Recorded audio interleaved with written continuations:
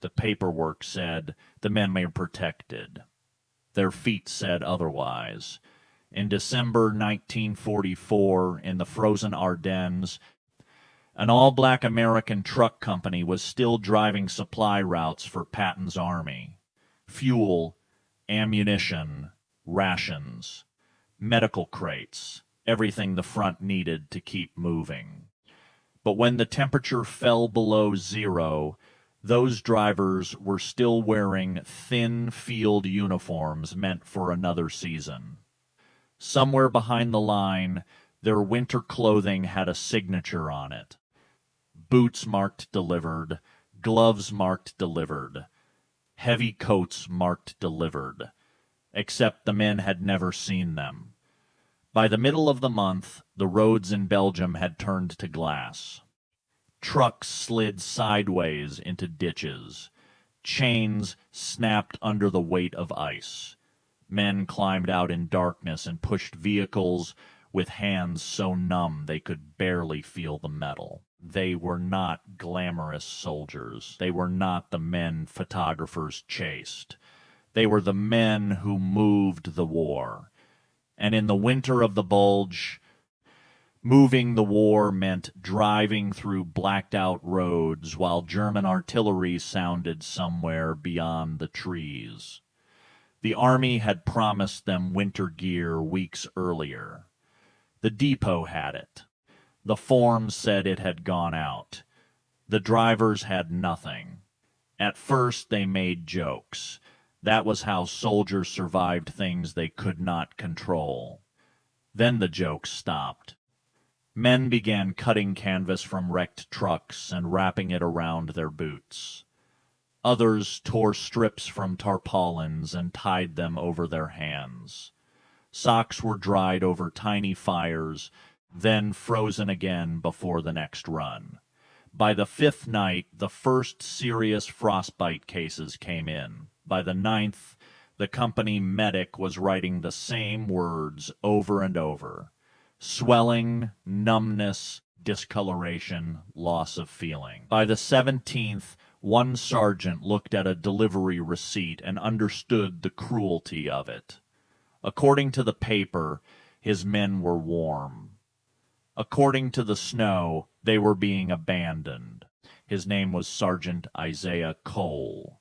He had trained the drivers in Louisiana, crossed France with them, and watched them learn how to handle a loaded truck on a road that could disappear under shell fire. Cole was not a man who complained because life was hard. He complained when a hard life had been made harder by somebody else's convenience. So he sent another report up the chain, not a dramatic report, not an emotional one, just facts. 17 days without issued winter clothing, 26 confirmed frostbite cases, 3 men no longer fit for convoy duty. Winter equipment listed as delivered, but not physically received. The report moved from desk to desk. Most reports died that way. This one reached General George S. Patton on the evening of December 19. Patton read the first page. Then he read it again. There were commanders who would have sent an aide. There were commanders who would have demanded a summary in the morning. There were commanders who would have believed the paperwork because paperwork was easier than looking at men. Patton put on his coat, and he went to see the cold for himself. The drive was almost 30 miles, at night, in December, through Belgian roads cratered by war and polished by ice. The Jeep moved with its lights cut low past broken farm walls, stripped trees, and supply trucks parked under white camouflage netting. Nobody at the company expected him. That mattered. Because when a general arrives announced, men prepare for the visit. When he arrives after midnight, he sees the truth. Patton stepped out near the edge of a dark wood where the drivers had pulled their trucks off the road. Small fires burned low, hidden as much as possible. Men stood in clusters, shoulders hunched, hands buried under their arms. Their uniforms looked wrong for the season, too thin, too light, too desperate. Canvas was tied around boots. Rags were wrapped under gloves. One driver had a feed sack pulled over both feet while he sat on an ammunition crate, staring into the fire without blinking. Patton's aides started to follow him. Patton raised one hand. No. He walked in alone. The men began to stand when they recognized him. He waved them down. This was not an inspection, not the kind with polished boots and clipped answers. There were no polished boots to inspect. He moved from group to group, saying very little. He looked at their hands. He looked at their feet. He looked at the strips of canvas, the swollen fingers, the men trying not to shake too obviously in front of a four-star general. Then he found Sergeant Cole. Cole came to attention anyway. Patton looked at the canvas tied over the sergeant's boots. "How long?" Cole understood the question. 17 days, sir." Patton's face changed, but his voice did not. "How many frostbite cases?" 26 confirmed. More waiting on the medic. "Permanent injuries?" Cole hesitated only because the answer deserved weight. 2 men have already lost toes, sir. A third may. For a few seconds nobody spoke. That was the moment the report stopped being a report. It had faces now. It had names. It had feet wrapped in torn canvas while labeled crates sat warm behind the line. Patton turned and walked back to the radio jeep. The aide was already reaching for the handset. "Find Major Mallory," Patton said. Now, Major Edwin Mallory was the quartermaster officer whose office had processed the company's winter issue. He was not at the front. He was at a rear headquarters in a building with working heat, sleeping under government blankets, while the men on his forms stood in the snow. A duty officer woke him. Mallory took the radio half-dressed, still trying to understand why Army Command was calling before dawn. Patton did not shout. That made it worse. He described what he had seen. The canvas over the boots, the hands too stiff to close, the frostbite count, the delivery records that claimed the impossible. Then he said the line every officer in that room remembered.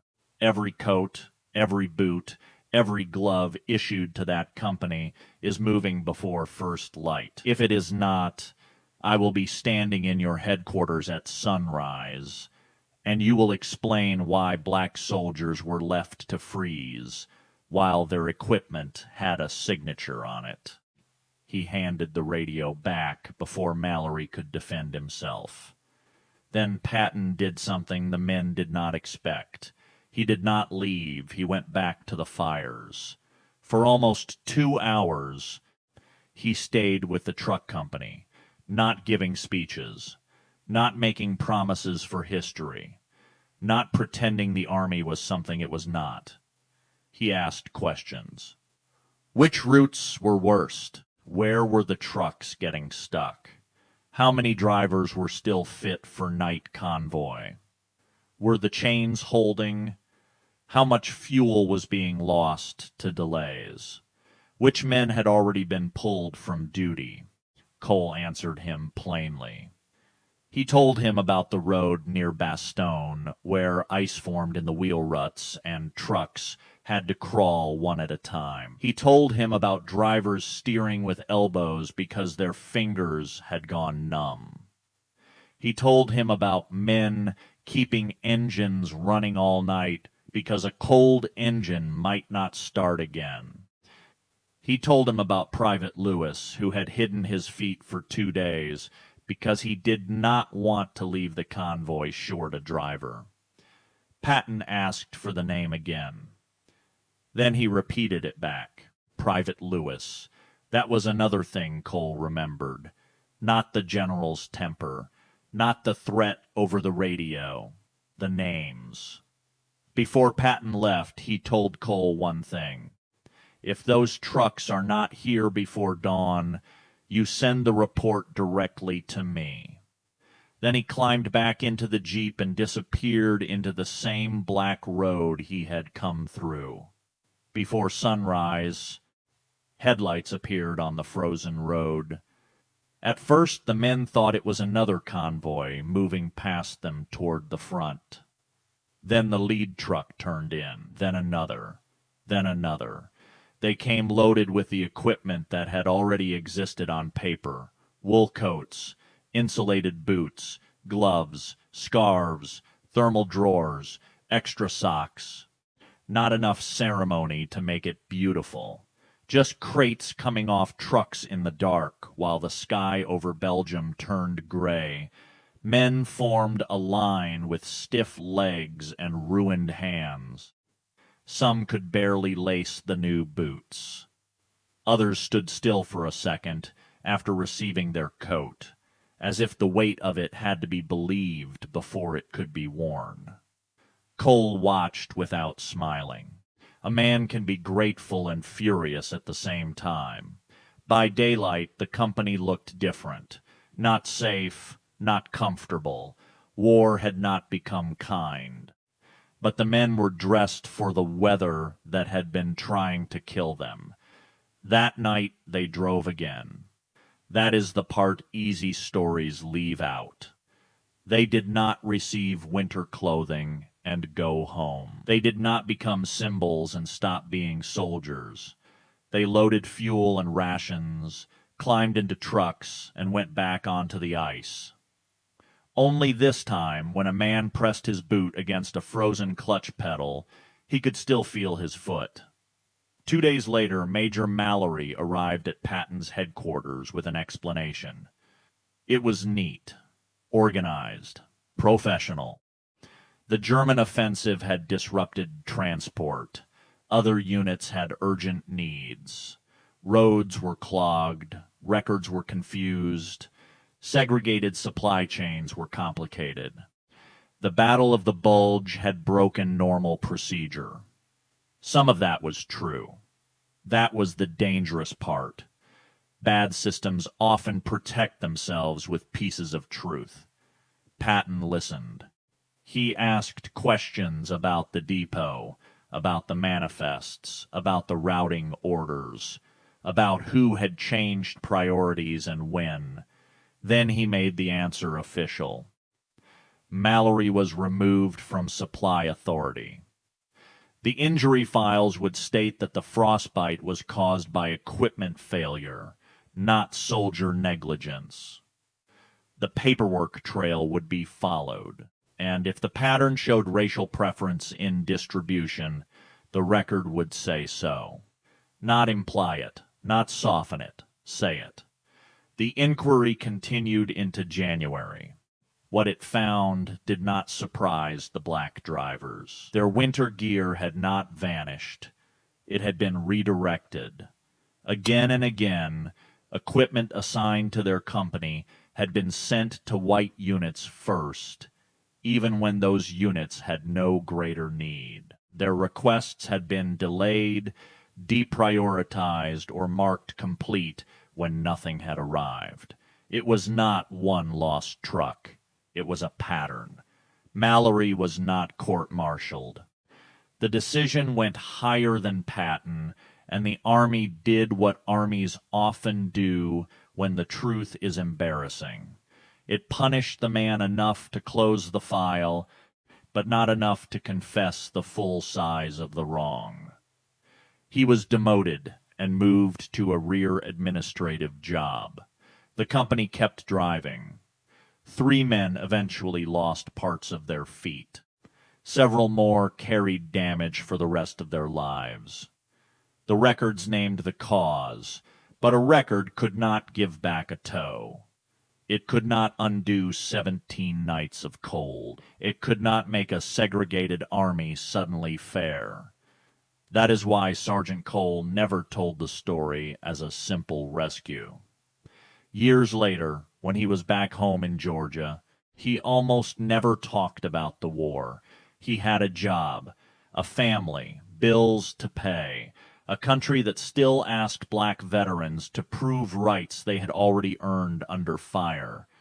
But sometimes, when winter came hard, or when one of his children asked why he kept an old pair of army gloves in a drawer, he would tell them about Belgium. Not the whole campaign. One night, he would tell them how the forms said they had coats, how the men stood in summer-weight uniforms, how the trucks came before dawn, and then he would say the part he never changed. A general came in the dark because we were cold, not because that fixed the army. It did not. Not because one powerful man erased what the system had done. He did not. But because in a war where black soldiers were often used, counted, filed, and forgotten, one report reached a man with power, and instead of believing the paperwork, he went to the road. He looked at the men. He asked their names. He saw what the army had tried to reduce to a supply discrepancy. The coats mattered. The boots mattered. The phone call mattered. But for Sergeant Cole, the deepest part was simpler than all of that. Before the trucks arrived, before the crates opened, before the new boots hit the frozen ground, the men who carried the war had finally been seen.